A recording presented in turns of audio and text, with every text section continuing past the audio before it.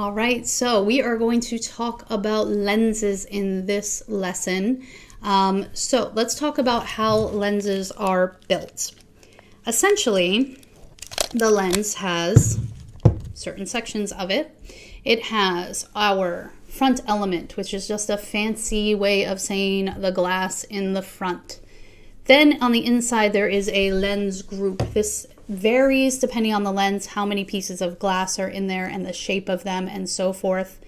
Then in the middle is where your aperture is. Now, some of your lenses, you'll actually be able to shift the aperture on the lens itself. I'm not sure if you can see that, but let's see. You can actually open and close the aperture on the lens itself, which is something that I love. This one, just to show you, this is 16, and then it goes up to 2.8. That's what I thought. Or is it 2? It's 2, f2. So 2 to 16. So notice that 2 is really wide, 16 is really narrow. If that's confusing, you'll read more about it, don't worry. So then we have the aperture there, and then you have the rear element, which is the glass on the back. Different lenses are built differently, meaning the shapes of all the glass is different depending on the lens. This lens is all very curved. This lens, the rear element, is flat. Okay, so keep that in mind as well.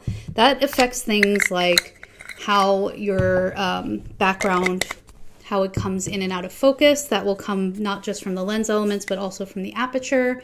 But different lenses have different characteristics that come from that. So how do they work? In simplest terms, light goes into the lens and then focuses and then projects that onto your sensor or your film.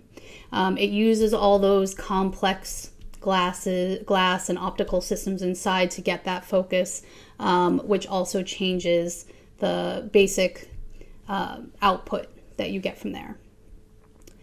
So we have our front element. That's the glass in the front. Then we have our lens group, which is multiple lenses arranged into a group. Then we have our aperture, which is the opening in the camera that lets light pass through it. And then we have our rear element, which is the glass at the back closest to the body. So in this unit, you will see a diagram right below to kind of show you what that looks like on the inside in a nice big macro lens, which my lenses are all tiny, so. Then on the lens itself, we have a bunch of numbers. This is everybody's favorite. What do all these numbers mean? So let's look. In the unit, you're going to see a little interactive. Again, if you're looking at this on Reddit, I suggest going over to the website and having a look because we have a diagram that you can interact with to see those numbers. Now let's look at this lens. So if you look at the front of this lens, we see different markings. First it says Minolta, that's the brand, and then Rocore, that's what their lenses are. And then here you see where it says 45 mm 1:2. Does anyone know what that means? I can't hear you. 45 mm is the focal length. It is 45 millimeters. This is a prime lens. I cannot change the focal length. It is 45 all the time. 45 is a bit of a weird one, but I absolutely love this lens. This is one of my favorite lenses I've ever owned. What about the 1:2? That's our aperture, our maximum aperture. So the widest I can get on this is f2. This lens here, the widest, let's see, I'm gonna let you see it and you tell me. So the widest this one can go, I don't know if yeah, that was in the right way, is 1.8. Okay, 1.8 is the widest aperture. That's pretty standard with, you hear nifty 50 and 35. 1.8 is a nice wide aperture. So that's the widest this one can go.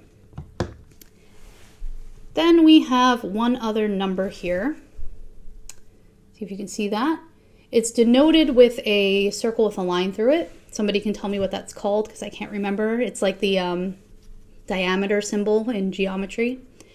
Well, Yeah, that's what that means. So that's your filter size. So that in this one, it's 49 millimeters. That means if I'm looking for filters for this, I need to find one that's 49 millimeters for my screw-on filters.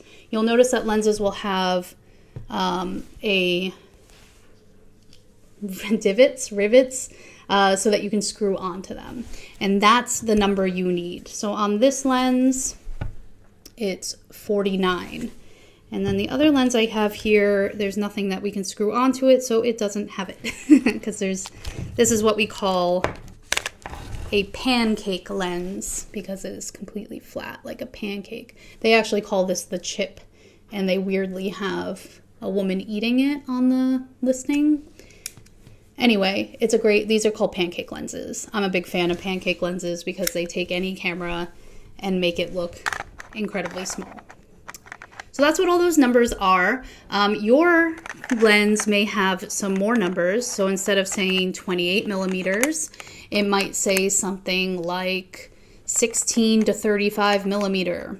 That would mean the widest focal length it has is 16, and the most zoomed in it can go is 35.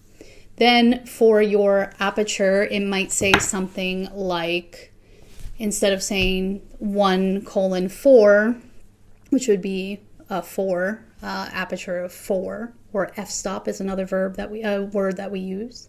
It might have a range. It might say 4.0 to 5.6. What that means is that at your widest focal length, so if we're going back to the 16, at 16, you can use f4. You can use 4. But as you zoom in, and you get up to that 35 millimeter, you cannot use f4 anymore. Instead, the widest aperture you can use is 5.6. So take a look at the lesson, read through that, try out the interactive elements, and just get a better idea. And then go ahead and look at your lenses and see if you can identify all those numbers on your lens, or lenses if you have many.